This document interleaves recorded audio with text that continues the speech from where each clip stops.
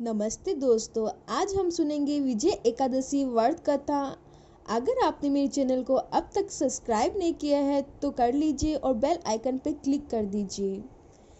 इस एकादशी का व्रत करने वालों के सब दुख छूटकर संसार के सारे सुख अपने आप ही प्राप्त हो जाते हैं।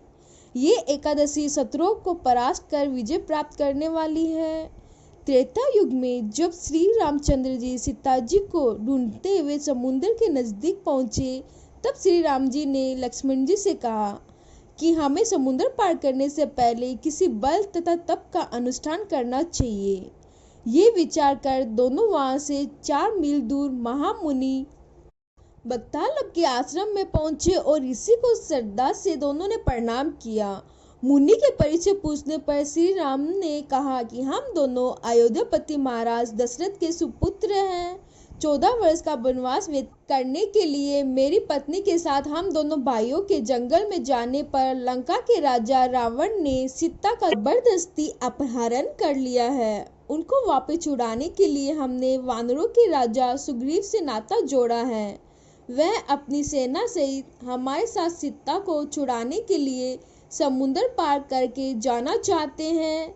इसीलिए आप कोई ऐसा व्रत या अनुष्ठान बताइए जिससे रावण को युद्ध में हराकर हम सीता जी को पुण्य प्राप्त कर लेवे।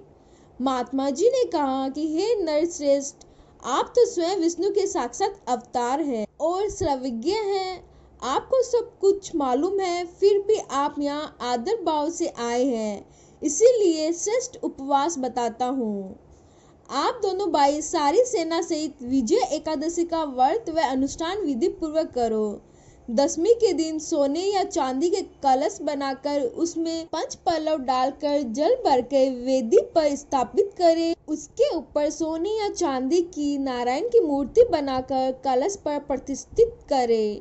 फिर रात भर भगवान नारायण की प्रार्थना करें। दूसरे दिन प्रातः स्नान आदि से पूर्ण होकर धूप नैवेद्य आदि कलश चढ़ाकर नारायण भगवान की श्रद्धा और भक्ति से पूजन कर फिर रात को भगवान नारायण की प्रार्थना करते हुए जागते रहे। द्वादशी के दिन प्रातः काल स्नान आदि से शुद्ध होकर कलश आदि धातु का हो तो ब्राह्मण को दान में दे देवे। यदि मिट्टी का हो तो उसे नदी या तालाब में गिरा देना चाहिए।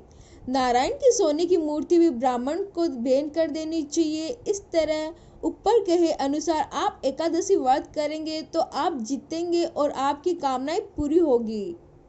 श्री कृष्ण जी बोलते हैं, धर्मराज, महामुनि के बताए हुए नियम से दोनों ने विधि पूर्वक एकादशी का व्रत किया, जिससे समुद्र पार करके लंका की लड़ाई में रावण को मारकर सीता को वापस ले आए। फिर 10,000 साल तक अयोध्या में राज्य किया।